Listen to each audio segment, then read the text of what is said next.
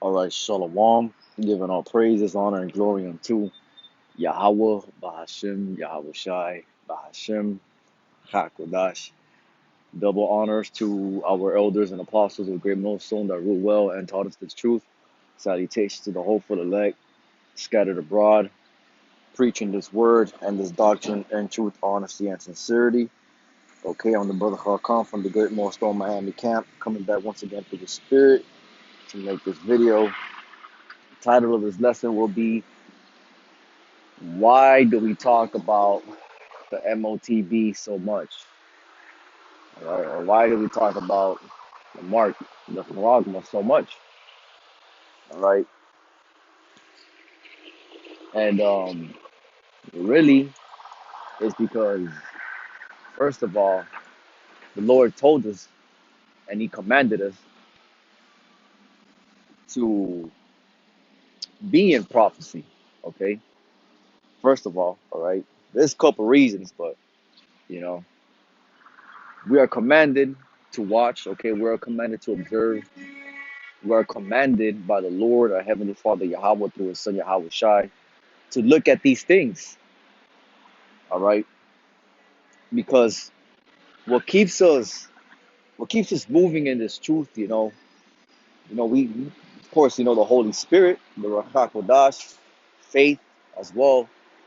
But what gives us motivation, all right, is prophecy, seeing things come to pass, all right, and knowing the times that we're in right now.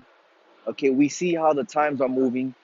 We see how the earth is starting to shape little by little, and how the Lord is starting to move His pieces. Okay, because this is the Lord's movie, but this is also His chess game. All right, and the Lord is moving His pieces on the chess board. Okay, and it's coming almost. This game is coming to an end. All right, and prophecy tells us what, how near we are to getting the hell up, out of this damn wicked ass society, man. You want the Lord to come back.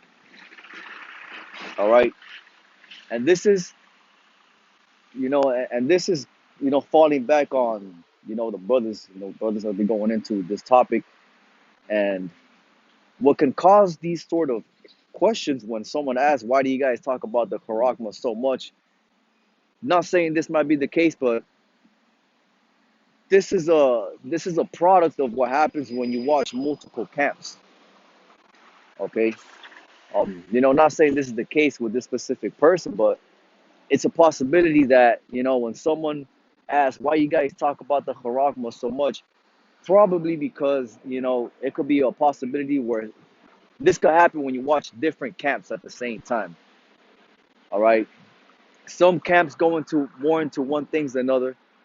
All right, some camps go into the law. All right, some camps go into it's okay to smoke weed. But over here in GMS, starting off with the elders and apostles of Great Millstone, all right, we, we we are obsessed with prophecy.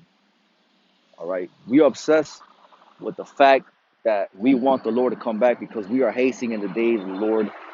Okay, but over here in Great Millstone, all right, starting off with the elders and apostles, here in GMS, all right, we're sober, we're vigilant, and we're looking at the times that we're in right now. Okay, and we want the Lord to come back, which is the essence of prophecy, just as of Revelation. Okay, the 19th chapter. So I'm gonna start off with that. This is Revelation chapter 19, verse 10. And I fell at his feet to worship him. And he said unto me, see thou do it not. I am thy fellow servant and of thy brethren that have the testimony of Yahweh Shai. Worship the Most High, for the testimony of Yahweh Shai is the spirit of prophecy. Okay, that's why we are hasting in the day of the Lord. All right, because the testimony of Yahweh Shai is the spirit of prophecy. Okay, so prophecy is what's gonna tell us when the Lord, okay, is near to return. All right, because we want the Lord to return. All right, these other camps, all right, they're not really too into the charagma, because to be honest, I mean, They're confusing the congregation. They're confusing the whole congregation. They do not go into Revelation the 13th chapter. And if they do, is confusion. Okay, they can't break it down. So how are you supposed to know when the Lord is going to return when knowing that the paragma is one of the most major, one of the most important prophecies that need to come to pass? All right, how? All right, so that's why we go into this so much, because we understand that we're in captivity. All right, of course, and also as well because we are also hastening in the days of the Lord. All right, we want Yahweh Shah to come back. Okay, that's all crucial prophecy is. Prophecy is what's gonna really give you that. It's pretty much prophecy. What it is just it's your spiritual GPS. That's what it is. All right, it tells you what times of how the earth is moving. Okay, what times we're in, so on and so forth. All right, that's why you gotta watch. You gotta watch what's going on around you. You gotta watch the news. Okay, you gotta see how the world is moving. All right, you got to look into all these things. Okay, it's just not just going to the scriptures. All right, you got to go into headlines. You got to go into news. Okay, you got to go into what these devils are doing, so on and so forth. There's a lot of things that come into play when it comes into this truth. Okay, I mean, applying the precepts, of course, it's absolutely crucial to apply the precepts. But the Lord told us to be vigilant and watch. All right, and if you're doing this, you will know why we're talking about the paragma so much, considering the fact what these devils are planning to do on the earth. First Peter chapter 5, verse 8 through 9. Be sober, be vigilant, because your adversary, the devil, which is who? Esau Edom, is roaring, is a roaring lion walking about, seeking whom he may devour. Okay, so we're supposed to be vigilant. Okay, a vigilante. What does a vigilante do? He always watches. All right, and all it takes really, it don't take too much effort to realize what this devil is planning on doing on this earth. Okay, see, that's why is it crucial to know what's going on in Davos. That's why it's crucial to look up headlines. That's why it's crucial to know uh how this whole entire thing with Neuralink, right, with Elon Musk. You gotta follow those things, because if you take a good look, we're moving into something called the fourth industrial revolution. Okay, and this devil is letting you know straight up in your face that he's planning to do. Okay, you got the smart cities, the 15-minute cities. All right, you got this devil that wants to eliminate and completely eradicate the combustion engine on cars. He wants everybody going on electricity. You don't want nobody going to gas stations anymore. All right, you got Elon Musk over here that just got the approval now to do human trials on his brain chip. See, this thing is we go into a digital era. You got the digital dollar already in the works. You got the economy collapsing. Like, are you watching? You gotta ask, are you watching the times that we're in right now? So why would you ask such a question, knowing that we're going into this era? We're going into a digital era. See, that's why the Lord tells us to be vigilant. We gotta you gotta also go outside of the scriptures too. Everything ties together. Everything goes together, right?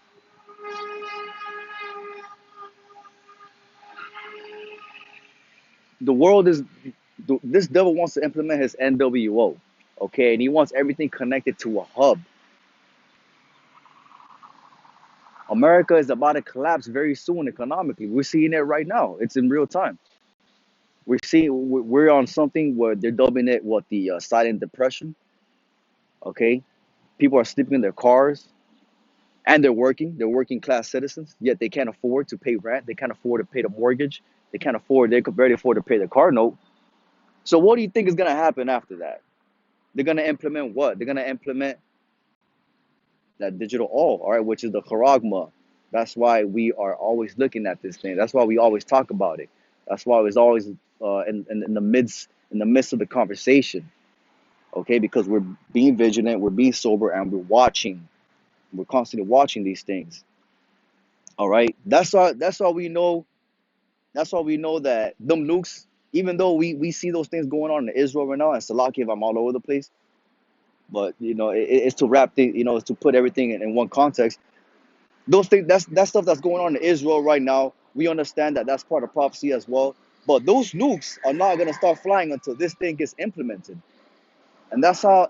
See, and that's how you establish order and you establish a mental clarity and organization skills when it comes to this truth through prophecy. Okay, that's how crucial this step is. This prophecy, Revelation 13, verse 16.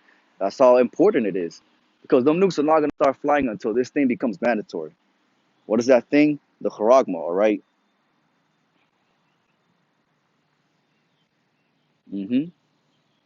So when it comes to that sea hit, man, it's for us, at least brothers in Great Millstone, Miami, that are hastening the day of the Lord. See, we look at that very, very crucially.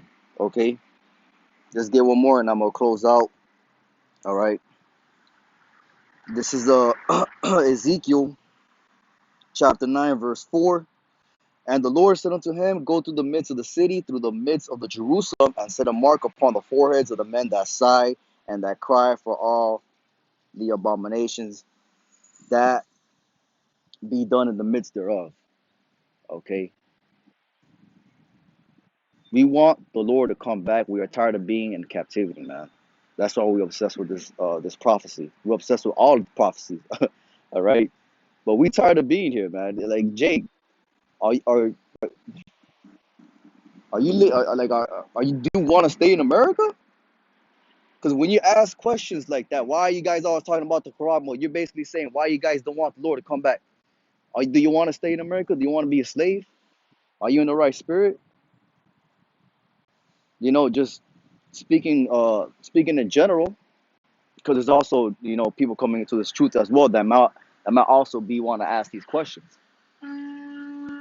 Like, do you want to stay in America? Do you want to continue to just um, go from captivity to captivity? Do you not want to rule? Do you want to still see this world being ruled in wickedness? Do you still want to see pollution at an all-time high? Do you still want to see this confusion in America? Do you still want to see these animals in pain? Do you still want to see your women out of order? Do you not want to rule with Yahweh Shai? Do you not want to toast and drink wine with Yahweh Shai and have heathens as these servants? Do you not want to see New Jerusalem? That's why we're obsessed with this prophecy. And may the Lord continue to pour that spirit upon us to continue to exert these prophecies and continue to bring these prophecies out, man. Because this prophecy is going to continue to come out. All right, all these prophecies will continue to come out until the Lord returns. Okay, we want to get up out of here, man. All right, so with that, I want to give all praises, honor, and glory unto Yahweh, Bahashim, Yahweh Shai, Bahashim, Bahashim. Lord willing, this lesson was edifying. Until the next one, Shalom.